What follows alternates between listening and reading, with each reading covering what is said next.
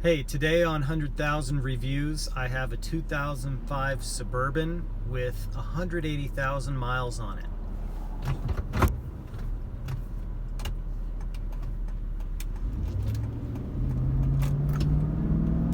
It's not done being alive.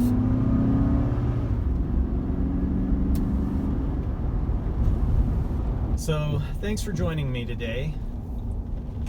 I have come to know this Suburban a little bit.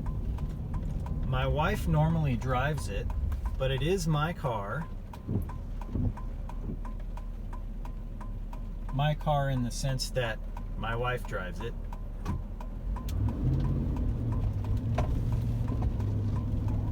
So I know it fairly well. And I want to tell you about a few things that I like, a few things that I don't like, and then I want to tell you about some of the things that still work and some of the things that have failed, and many things which have been repaired. Okay, so let's start with what I like.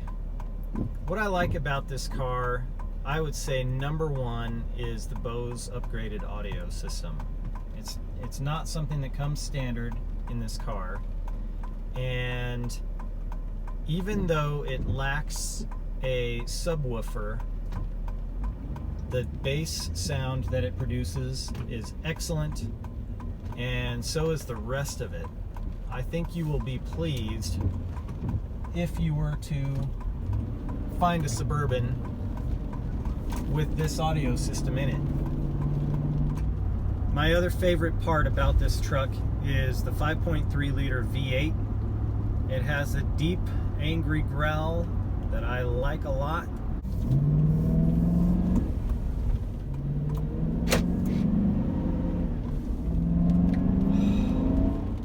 It also comes with power to back it up. My biggest annoyance is that my head position is not aligned with the steering wheel, is not aligned with the speedometer. It's like the designers of the car noticed that they put the steering wheel an inch and a half to the right of the sitting position, and so instead of fixing that alignment, they adjusted the instrument cluster another inch and a half to the right on top of that, because that was the cheaper fix instead of the right fix. In my mind, that throws shade on the rest of the design of the vehicle. What else did they cut corners on and make cheap and unrefined? Well, I can't exactly say, but that might be a nice segue into the list of things that I have had to repair on this vehicle, which is pretty extensive. I have most recently had to put in a water pump at about 178,000 miles. It was probably not the original one that came on the truck.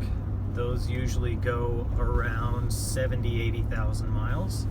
So it was probably the second one. Also, under the hood, I have needed to replace the oil pressure sending unit.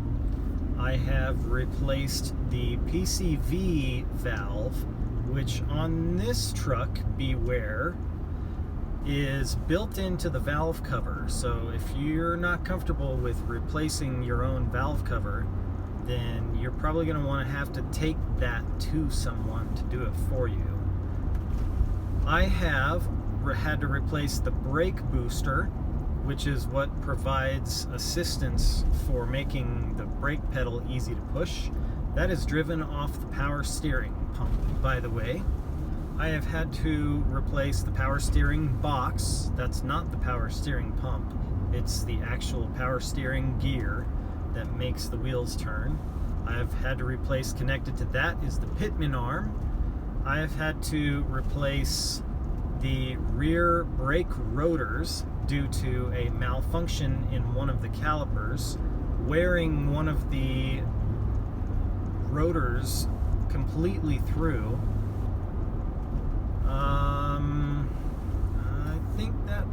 might be the entire list of things I have replaced. Other things that have been replaced on this vehicle before I got it is not quite of a long list, but just as serious. Number one, the transmission, which on this vehicle tends to go out around 150,000 miles. This one was 160,000. That got done just before I got the vehicle, so I'm probably good to go up to 300,000. But if you're in the market for one of these, you're going to want to make sure that was done for you, or also take into consideration whether if that has not been done, that could go south on you pretty badly. Another thing that was replaced on this vehicle before I got it was the power steering pump. And another thing, the last thing that I know of, was a small control module here that does the switching on the dash between four-wheel auto, 2 high, 4 high, and 4 low. On to a small list of things that are not fixed. First, the service airbag light is on. I hope that doesn't mean that one of the airbags is broken. However, I don't know, and I don't know which airbag it is because I have 4 of them and I can't see any damaged wires, and I've unplugged and replugged things and nothing seems to take care of that. Moving down here on the door, we have the number 1 and the number 2 for the seat position memory. It moves the seats almost back to where you want it to be. It's close every time, but sometimes it's way off. Sometimes it doesn't remember anything. It's like it goes back to a default position. The pedal position is supposed to be part of those memory positions, but the pedals never move with the memory. However, if I use these 2 buttons right here to adjust the pedal position, the pedals do move. And the heater is broken in the driver's seat, and that is requiring a lot of either money or time and effort to take care of. It is not worth it to me, so I'm not fixing that. So these are some things that you may want to take a look at in any vehicle similar to this that you're looking at. And finally, the last thing I want to say you may be able to hear is the engine at a certain point in warming up has a ticking to it. So let me turn the AC off and give it a rev. Hopefully this picks it up. If not, I'm not going to put it in the video. But anyway, that is very common to these 5.3 liter V8s, and I'm not sure anything can be done about it. I've Googled it. Basically, it has to do with poor circulation of oil between moving parts, and so it ticks. Use good oil, I guess, is all I can say, but whoever used this engine before me must not have, and now it has this tick during warm-up. Once it goes away, it stays gone until the engine cools off again. But there it is.